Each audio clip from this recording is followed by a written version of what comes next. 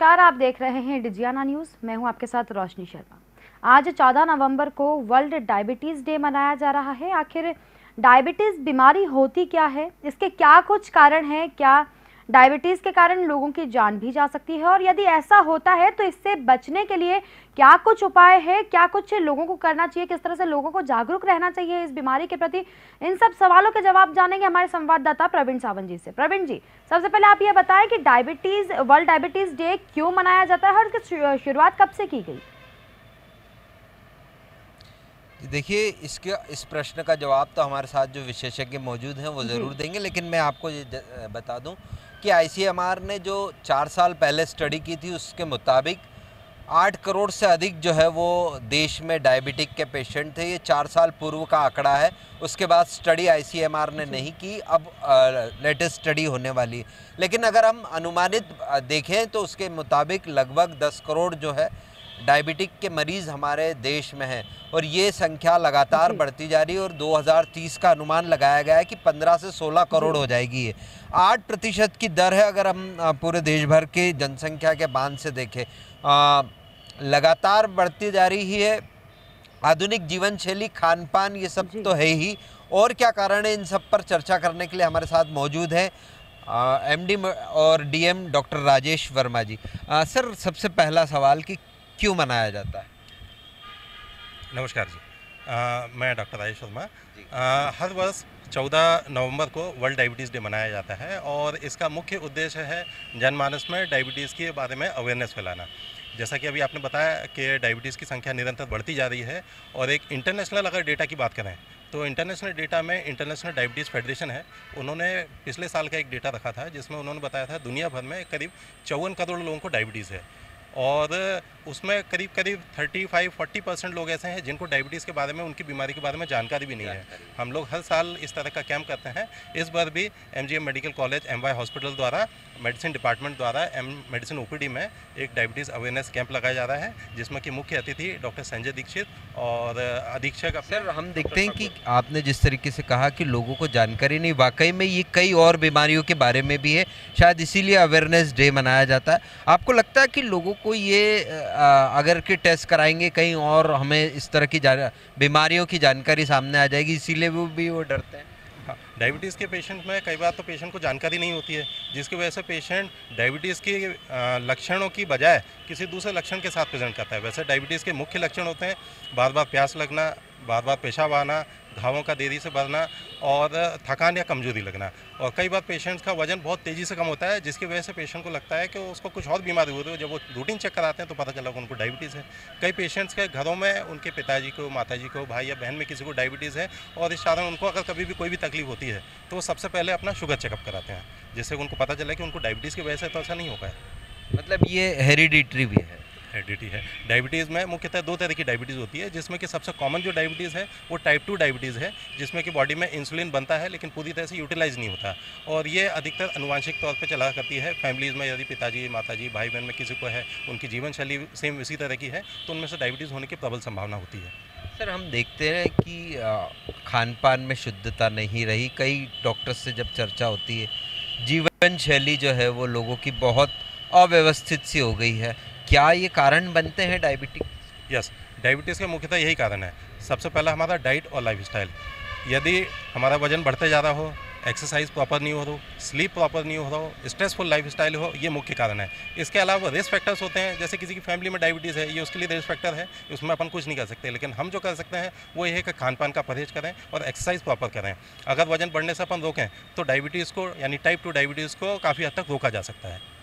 लेकिन इतनी अवेयरनेस, इतना सब कुछ प्रोग्राम चलने के बाद भी तेज़ी से संख्या बढ़ने का रीज़न क्या देखते हैं? जिस हिसाब से हमारी पॉपुलेशन बढ़ रही है, तो एब्सोल्यूट पॉपुलेशन की बात करें तो दुनिया भर में सबसे ज़्यादा डायबिटीज़ केस जो इस समय चाइना में है, और चाइना में इसलिए है एब्सोल्यूट नंबर ऑफ केस क्योंकि उनकी पॉपुलेशन ज़्यादा है। सेकंड नंबर पर पॉपुलेटेड कंट्री इंडिया है, जो कि पॉपुलेशन काफ़ी ज़्यादा है, तो उस हिसाब से total number of patients obviously India में ज़्यादा ही होंगे। और अगर कोई ऐसी स्टडी है कि किस राज्य में सबसे ज़्यादा होते हैं और क्यों होते हैं? आईसीएमआर ने इंडाबी करके एक स्टडी किया था अभी से कुछ साल पहले, जिसमें उन्होंने देश भर के 4 सेंटर लिए थे, जिसमें एक नॉर्थ, साउथ, ईस्ट और वेस्ट ऐसे सेंटर लिए हुए थे, जिसमें कि सबसे ज़्यादा एक सेंटर था पीजीआई चंडीगढ़। तो सबसे ज़्यादा इंडिया भर में डायबिटीज़ वहाँ पे करीब 12 से 16% के आसपास देखने को मिली, और सबसे कम डायबिटीज़ जो है वो छत्तीसगढ़ और साउथ के एरियाज़ में मिली। लेकिन ओवरऑल उनका एस्टिमेट ये था कि डायबिटीज़ करीब 8 से 10% इंडियन पॉपुलेशन में है। एमपी में कोई स्पेसिफिक डिस्ट्रिक्ट या प्लेस पे ऐसी कोई स्टडी नहीं हुई है जिससे कि डायबिटीज़ पता चले। छोटी छोटी स्टडीज़ हैं, अलग अलग कॉलेज लेवल पे हुई हैं, वो भी ये शो करती हैं कि 8 से 10% या करीब 12% तक डायबिटीज़ मध्य प्रदेश में है। सर, डायबिटीज़ हो जाने के बाद ये तो मानते हैं लोग कि ये जन्म भर की बीमारी हो गई, मरने के बाद ही ये जो है वो डायबिटीज़ खत्म होगी। क्या इसका उपचार, कंट्रोल के कोई है? डायबिटीज़ मुख्यतः 2 तरह की होती है। सबसे पहली डायबिटीज़ टाइप 1 डायबिटीज़, जो कि कम संख्या में लोगों को देखने में मिलती है, और सबसे ज़्यादा मिथक इसी बारे में है, क्योंकि ये अधिकतर बच्चों में होती है और इसमें इंसुलिन का इंजेक्शन ज़िंदगी भर लगाना होता है, और ये चीज़ इरिवर्सिबल होती है। यानी अगर ये एक बार हो गई तो मरीज को हर बार इंसुलिन का इंजेक्शन लगाना होगा, और उसके साथ साथ में उसको लाइफ टाइम शुगर चेक करना होगा। इसके अलावा जो कॉमन डायबिटीज़ है, यानी टाइप 2 डायबिटीज़ सबसे ज़्यादा कॉमन होती है। मोर देन 95% डायबिटीज़ यही होती है, और ये लाइफस्टाइल की वजह होती है। और अगर इसमें डायबिटीज़ हो जाती है, अगर शुरुआती तौर पे अपन प्रिकॉशन लें, डाइट और लाइफस्टाइल को फॉलो करें, तो कई बार शुगर नॉर्मल भी हो जाता है और पेशेंट नॉर्मल जीवन शैली बिता सकता है। लेकिन अगर वजन बढ़ता जाएगा, खान पान का परहेज नहीं करा, शुगर चेकअप नहीं करा, तो ये बीमारी धीरे धीरे बढ़ती जाती है, और अल्टीमेटली पेशेंट को हमेशा दवाइयों की ज़रूरत पड़ती है। लेकिन सर, हम देखते कुछ मरीज ऐसे हैं जो प्रतिदिन खाने के पहले एक इंजेक्शन खुद लगाते हैं, सुबह लगा रहे हैं, शाम को लगा रहे हैं, दिन में 2 इंसुलिन लेना पड़ते हैं। बड़ा दर्दनाक वो दृश्य रहता है कि जब वो मरीज़ खुद अपने हाथ से इंजेक्शन लगाए। हाँ, इससे भी ज़्यादा दर्दनाक दस ये होता है कि ये सब अधिकतर जो पॉपुलेशन होती है बच्चों में होती है।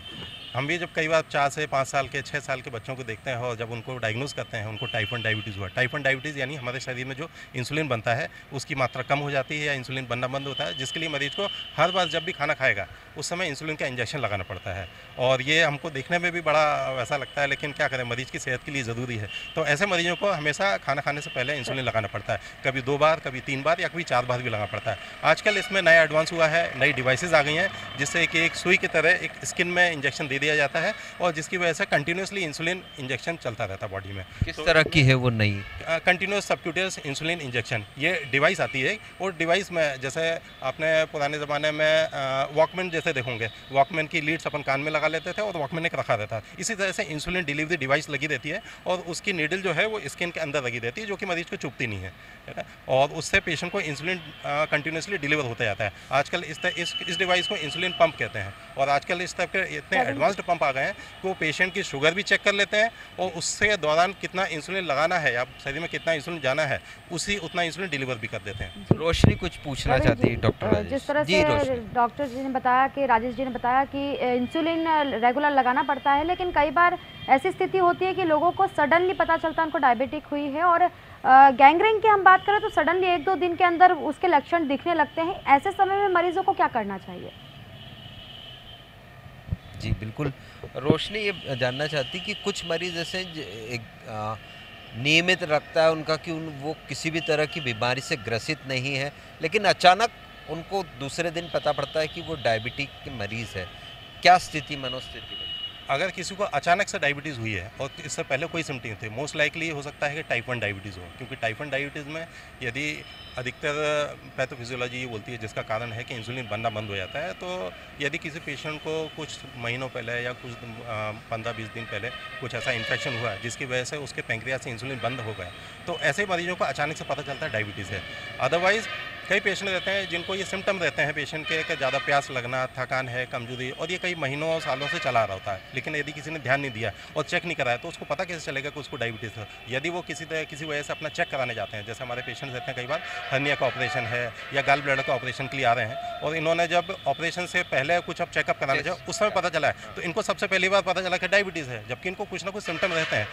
कई रेयर केसेस में ऐसा भी रहता है कि पेशेंट को किसी तरह का कोई सिम्टम नहीं हो, यानी पेशेंट को कुछ सिम्टम हो लेकिन पेशेंट को ऐसा महसूस ही नहीं हो रहा है। अगर पेशेंट को हल्की थकान हो रही है तो पेशेंट उसको अपनी लाइफस्टाइल और स्ट्रेसफुल लाइफस्टाइल, वर्क प्रेशर से कोरिलेट कर लेता है, और उसको लगता नहीं है कि किसी बीमारी का सिम्टम हो सकता है। तो ऐसे मरीजों को सबसे पहले वो पता चलता है डायबिटीज़ है। सर, इंसुलिन के अलावा क्या सिर्फ मेडिसिन पर ही रहना पड़ेगा, या वो अपनी लाइफस्टाइल में चेंज करके बिना दवाइयों के भी कंट्रोल करके रह सकता है? डायबिटीज़ रिवर्सल प्रोग्राम आजकल कई जगह कई संस्थाओं में चल रहे हैं और इसके बारे में एक मिथक है कि डायबिटीज़ को टोटली रिवर्स किया जा सकता है। एक्चुअल में ये साइंटिफिक वर्ड इसका कहें तो डायबिटीज़ रिवर्सल ना होकर ये एक रिमिशन होता है। और रिमिशन में जैसे टाइप 2 डायबिटीज़ है, ये खान पान और व्यवस्थित जीवन शैली ना होने की वजह से होती है। तो इसकी वजह से यदि टाइप 2 डायबिटीज़ के पेशेंट अपना वजन कम कर ले तो उसकी डायबिटीज़ कुछ हद तक कंट्रोल की जा सकती है। जिस पेशेंट्स को दवाई या इंसुलिन के इंजेक्शन चल रहे हैं वो बंद भी किए जा सकते हैं। और यदि अगर पेशेंट ने आगे जाके अपनी फ्यूचर लाइफस्टाइल में इस चीज़ का वापस ध्यान नहीं रखा तो वापस से उसको डायबिटीज़ आ सकती है। रॉस टेलर करके एक साइंटिस्ट हैं, डॉक्टर हैं, जिन्होंने कुछ सालों पहले एक स्टडी डायबिटीज रिवर्सल प्रोग्राम किया था। उन्होंने अपनी स्टडी में टाइप 2 डायबिटीज़ के पेशेंट का करीब 15 किलो वजन कम किया और उन्होंने ये पाया है कि जिनका 15 किलो वजन करीब कम हो जाता है उन्होंने डायबिटीज़ की डोज मेडिसिन काफ़ी हद तक कम हो जाती है और कई लोगों की डायबिटीज़ की दवाई बंद भी हो जाती है। इसी को डायबिटीज़ रिवर्सल प्रोग्राम कहा। मतलब नियमित खान पान पे ध्यान और एक्सरसाइज, यानी कि खुद के स्वास्थ्य के प्रति और सजग होना जरूरी है। जी हाँ, खुद के स्वास्थ्य के प्रति ज़्यादा सजग रहेंगे तो डायबिटीज़ अधिकतर कंट्रोल रहेगी और यदि अगर वापस से आ गई तो इसका मतलब डायबिटीज़ वापस से आएगी। इसलिए डायबिटीज़ रिवर्सल ना बोल के हम लोग इसे डायबिटीज़ रेमिशन बोलते हैं। रिवर्सल पर्टिकुलरली एक मिथक वर्ड है। जी रोशनी जी, काफ़ी ज़्यादा अवेयरनेस की कमी है, क्योंकि जिस तरह से डॉक्टर साहब ने बताया कि काफ़ी लोगों को, काफ़ी मरीजों को पता ही नहीं चलता है कि उनका डायबिटीज़ हो गई है और टाइप 2 लेवल तक वो पहुंच जाते हैं, उसके बाद उनको पता चलता है। क्या मेडिकल प्रशासन के अलावा मेडिकल फील्ड की हम बात करें तो कोई अवेयरनेस प्रोग्राम चलाए जा रहे हैं? जी बिल्कुल, वैसे रोशनी प्रत्येक साल तो होता ही है, लेकिन क्या ये ज़रूरी हम सिर्फ 14 नवंबर के दिन ही डायबिटीज़ डे मनाएं? क्या और समय पे भी हमारे डॉक्टर फ्रेटर्निटी के माध्यम से अवेयरनेस प्रोग्राम जारी रहता है? देखिए, 14 नवंबर इसलिए बनाया गया डायबिटीज़ डे को, कोई एक डे डिसाइड करें जिस दिन अधिकतर लोग इस चीज़ को फोकस करें। इसको फोकस करने से पब्लिक में एक अच्छा मैसेज आता है, मीडिया की तरफ से भी, प्रिंट मीडिया की तरफ से भी एक अच्छा मैसेज आता है कि डायबिटीज़ है। तो कई लोग जो शुगर चेकअप नहीं करा रहे हैं उनको एक तरह से ध्यान आता है। उनके कलीग लोगों में अगर किसी को नए सिरे से पता चलती है या फैमिली मेम्बर में किसी को, तो लोग खुद भी अपना चेकअप करना चाहते हैं। वैसे डॉक्टर की तरफ से हमेशा द्वार खुले रहते हैं, पेशेंट कभी भी आके कुछ भी चेकअप करा सकता है। पर आप भी अपनी तरफ से अवेयर करते रहते हैं? यस, हम लोग हमेशा 14 नवंबर को डायबिटीज़ डे मनाते हैं। इसके अलावा वर्ल्ड हेल्थ डे है, उस दौरान भी डायबिटीज़ अवेयरनेस है, उस दौरान तो सारी स्वास्थ्य की अवेयरनेस होती है। इस तरह से WHO ने बहुत सारे डेज बनाए हुए हैं। नहीं, पर आपके पास जो मरीज आते हैं उनको क्योंकि MY एक ऐसा सेंटर है जहाँ बड़ी संख्या में मरीज आते हैं, तो दूसरे भी जो आते हैं उनको आप नियमित रूप से उनको अवेयर करते रहते हैं? हाँ, पेशेंट्स आते हैं, कई बार पेशेंट्स के रिलेटिव्स को सबसे ज़्यादा ये क्वेरी रहती है कि उनको डायबिटीज़ तो नहीं है। जैसे अगर कोई अपने पिताजी को लेकर आया तो उनके बच्चे हैं या भाई है, उनको लगता है कि उनकी डायबिटीज़ तो नहीं है, तो हम लोग उनसे क्लिनिकल सिम्टम पूछते हैं। अगर पेशेंट को ऐसे लक्षण मिलते हैं तो चेक करा लेना चाहिए। कई बार ये हेरिडिटी क्या सिर्फ डायबिटीज़ में ही देखने को मिलती है या अन्य बीमारी में, और क्यों है कि ये अगर पिता को हुई या माँ को हुई तो उस बच्चे को भी होगी, ऐसा क्यों? जेनेटिक डायबिटीज़ जो है वो दो तरह से डिवाइड है। एक पॉलीजेनेटिक, जिसमें बॉडी में बहुत सारे जीन्स ऐसे होते हैं जो मिलकर डायबिटीज़ कराते हैं, जो कि टाइप 2 डायबिटीज़ में होता है। और कुछ एक जीन्स ऐसे होते हैं, कुछ एक स्पेसिफिक जेनेटिक डिजीज़ें होती हैं जिसमें डायबिटीज़ होती है, जिनको मोडी कहा जाता है, मैच्योरिटी ऑनसेट डायबिटीज़ हो यंग, जिसमें पर्टिकुलरली शरीर में कोई एक जीन ऐसा होता है जिसकी खराबी की वजह से पेशेंट को डायबिटीज़ होती है। वो अधिकतर तीनों जनरेशन में चलती है। जैसे दादाजी को डायबिटीज़ थी, पिताजी को डायबिटीज़ है, अभी बच्चे को डायबिटीज़ हुई, आगे जाके इसके बच्चों को भी डायबिटीज़ होगी। वो जेनेटिक फॉर्म ऑफ डायबिटीज़ है। तो उसमें सिंगल जीन अफेक्टेड होता है और otherwise type 2 diabetes multiple gene affected diabetes है। क्या ये जो जेनेटिक है उसको रोका जा सकता है? जेनेटिक फॉर्म ऑफ डायबिटीज़ जो मोनोजेनेटिक है उसको नहीं रोका जा सकता, लेकिन जो पॉलीजेनेटिक है, टाइप 2 डायबिटीज़ है, उसको अपनी व्यवस्थित जीवन शैली से डिले किया जा सकता है। डायबिटीज़ का रिस्क फैक्टर जो है, यदि किसी की फैमिली में डायबिटीज़ है तो हम उसको बदल नहीं सकते हैं। अगर हमारी, लेकिन हम जो बदल सकते हैं वो हमारी जीवन शैली को बदल सकते हैं। यानी हमारा व्यवस्थित लाइफस्टाइल और खान पान अगर करें, वजन को मेंटेन रखें, तो उससे हम डायबिटीज़ जो कि किसी व्यक्ति को 45-50 साल में आ सकती है, वो हो सकता है उसको 70-75 में भी ना आए। यानी कि जिसे डायबिटीज़ है उसके परिवार वालों को हमेशा अलर्ट पर रहना चाहिए। बिल्कुल सही, बिल्कुल सही। उनका ये रोशनी कुछ जानना चाह रही थी। पेशेंट्स खुद ही अपनी लापरवाही के कारण काफ़ी अपने जान से भी खिलवाड़ कर लेते हैं और एट द एंड ये मान लेते हैं कि अब मेरा कुछ नहीं हो पाएगा। उस समय मरीज़ की मानसिक स्थिति की हम बात करें तो उस समय मरीज़ की मानसिक स्थिति कैसी बन जाती है? जी बिल्कुल, कुछ मरीज़ ऐसे होते हैं जो बिल्कुल हाई शुगर पर चले जाते हैं उनकी, और क्योंकि शुगर के कारण उनको दूसरी बीमारियां भी जो है वो कहीं ना कहीं साथ में जुड़ जाती है। ऐसे में निराशा का भाव भी आ जाता होगा मन में। क्या मनस्थिति बन जाती है? मनस्थिति में ऐसा है कि डायबिटीज़ एक लंबी बीमारी है। हम लोग कई बार देखते हैं कि जैसे ही सबसे पहली बार किसी को डायबिटीज़ पता चलती है, अब डायबिटीज़ के बाद में अगर थोड़ा भी उसको जानकारी है तो उसको ये लगता है कि ज़िंदगी भर का काम है और उसकी लाइफ बिल्कुल निल हो गई है, जबकि ऐसा नहीं है। यदि व्यक्ति व्यवस्थित जीवन शैली रखे, खान पान का प्रॉपर ध्यान रखे और दवाएं समय पे ले तो एक नॉर्मल लाइफ की तरह जी सकता है। डायबिटीज़ के मरीज में हमेशा ब्लड प्रेशर, हार्ट डिजीज़ है और थायराइड की संभावना ज़्यादा रहती है। बीच बीच में इसका चेकअप कराएं। कई बार पेशेंट इस चीज़ का ध्यान नहीं रखता है और सीधे हार्ट अटैक से अगर आ रहा है, उस समय देखा तो पेशेंट का शुगर 400 चल रहा है, तो इसका मतलब डायबिटीज़ को लंबे समय से चल रही थी, पेशेंट ने उसका ध्यान नहीं रखा, उसकी बढ़ते बढ़ते शुगर 400 हो गई। ऑब्वियसली पेशेंट की शुगर पहले 100 से 125 हुई होगी, 150, 200, फिर 250, 300, 400। तो अगर पेशेंट की 400 शुगर है और हार्ट अटैक से आया, इसका मतलब डायबिटीज़ को बहुत पहले से चल रही थी और उसने ध्यान नहीं रखा और उसकी वजह से उसको दूसरी बीमारियों ने घेर लिया, जैसे कि हार्ट अटैक है, पैरालिसिस लकवे की शिकायत है, या पैर में घाव हो जाना, या आंखों में अंधापन आना, ये सब ये जी इसी पर आ रहा था कि आँखों पर भी इसका बहुत विपरीत असर पड़ता है। डायबिटीज़ में आंखों में होने वाली बीमारी बहुत सारी होती हैं, जिनमें कि डायबिटिक रेटिनोपैथी सबसे ज़्यादा इंपॉर्टेंट है। और डायबिटीज़ में आंखों में अगर एक बार चीज़ आ गई तो इसका मतलब ये पूरी तरह से रिवर्स नहीं होती है, इसलिए डायबिटीज़ में कंट्रोल सबसे ज़्यादा इंपॉर्टेंट है। अवेयरनेस प्रोग्राम हम इसलिए करते हैं कि यदि पेशेंट को इस समय कोई तकलीफ नहीं है, इसका मतलब ये नहीं कि पेशेंट को आगे जाके कोई तकलीफ नहीं होगी। एक बार डायबिटीज़ का असर आंखों पे आ गया तो हम उसको स्लो डाउन कर सकते हैं, उसको रोक सकते हैं, लेकिन रिवर्स करके वापस नहीं ला सकते हैं। तो अगर रोशनी कम होनी शुरू हुई तो हम उसी समय अगर अवेयर हो जाए तो आँखों की पूरी रोशनी जाने से हम पेशेंट को बचा सकते हैं। सर ऐसे क्या वो रहते हैं जिनसे कि डायबिटीज़ जो नॉर्मल है, जिनके फैमिली हिस्ट्री में कोई डायबिटीज़ का कोई लक्षण नहीं है, उनको किस तरह की सावधानी रखनी चाहिए, और जिनके घरों में डायबिटीज़ पहले से है उनको किस तरह की सावधानी रखनी? डायबिटीज़ अगर किसी के घर में डायबिटीज़ है तो सबसे पहले तो उनको 35-40 साल के बाद में डायबिटीज़ के सिम्टम्स का ध्यान रखना है, जैसे बार बार प्यास लगना, बार बार पेशाब लगना, थकाने, कमजोरी। अगर किसी तरह के कोई भी सिम्टम आते हैं तो उसको अपना शुगर तुरंत चेकअप कराना चाहिए। अदरवाइज़ ऐसा कहा जाता है कि 35 से 40 की उम्र के बाद में चेकअप जो है, जनरल बॉडी चेकअप जो हम कराते हैं, जिसमें हीमोग्लोबिन चेक करते हैं, कोलेस्ट्रॉल चेक करते हैं, ब्लड प्रेशर साल में एक बार चेक करते हैं, उस तरह से शुगर भी एक बार चेक होनी चाहिए। और जिनके यहाँ फैमिली में डायबिटीज़ नहीं है, यदि उनके यहाँ किसी को रिस्क फैक्टर्स हैं, जैसे कि वजन किसी किसी का बढ़ता जा रहा है, घर में किसी को डायबिटीज़ नहीं लेकिन वजन सब लोगों का बढ़ता है, व्यवस्थित जीवन शैली नहीं है, नाइट वाला लाइफ कल्चर है उनका, दिन में सोना, रात में जागना, इस टाइप का लाइफ कल्चर है और स्ट्रेसफुल लाइफ है, वर्क स्टाइल ऐसी है, तो उनको भी साल में एक बार शुगर चेकअप कराना चाहिए। सर ये तो हुआ कि हो गई बीमारी उसके बाद या होनी, हमें क्या खान पान से ये संभव है, खान पान और नियमित कसरत से, कि डायबिटीज़ के अलावा अन्य बीमारियों पर भी हम कंट्रोल कर पाते हैं? हाँ, डायबिटीज़ में टाइप 1 डायबिटीज़, उसमें इंसुलिन इंजेक्शन लगाना होगा, उसके साथ में डाइट और लाइफस्टाइल को फॉलो करना ही है, लेकिन उसमें इंसुलिन का इंजेक्शन लगना ही लगना है। टाइप 2 डायबिटीज़ है, उसमें व्यवस्थित खान पान यदि रखेंगे, खाने में जैसे मीठी चीज़ें बंद करना है, मीठी यानी सिंपल कार्बोहाइड्रेट, ज़्यादा तेल, तली और घी वाली चीज़ें इनको थोड़ा सा अवॉइड करें।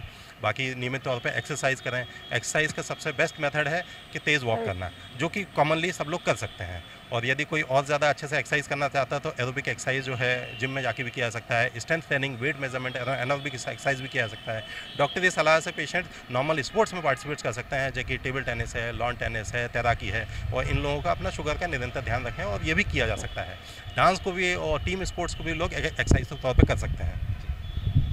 रोशनी कुछ जानना चाहती है? कई बार जिस तरह से डॉक्टर साहब ने बताया कि पैर में या अन्य जगहों पर घाव हो जाते हैं, उस कारण से वो पर्टिकुलर पार्ट को काटने या हम कहें एम्पुटेशन की भी ज़रूरत पड़ जाती है। ऐसे समय में ये मानसिकता फैली हुई है कि इन्फेक्शन का डर रहता है, और ऐसे समय में मरीज़ के जो परिजन है खुद मरीज़ को हाथ लगाने से भी हिचकिचाते हैं। तो क्या वाकई में ये इन्फेक्शियस रह सकता है?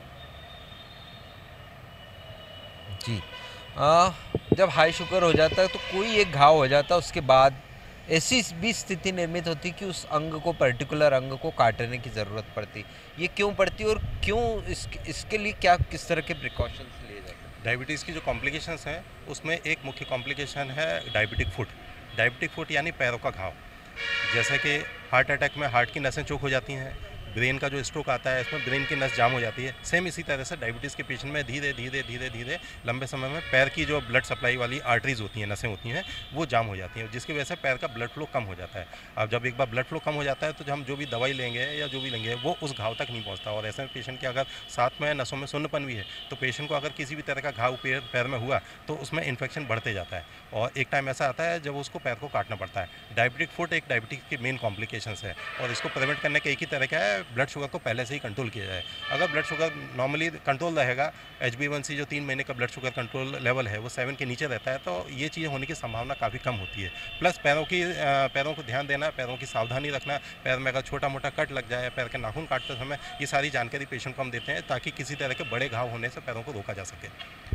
तो बिल्कुल रोशनी, जिस तरीके से डॉक्टर राजेश वर्मा ने बहुत ही तफसील से जो है वो बताया कि डायबिटीज़ को अगर कंट्रोल करना है तो खान पान के साथ जो है वो स्वास्थ्य पर भी विशेष ध्यान देना पड़ेगा।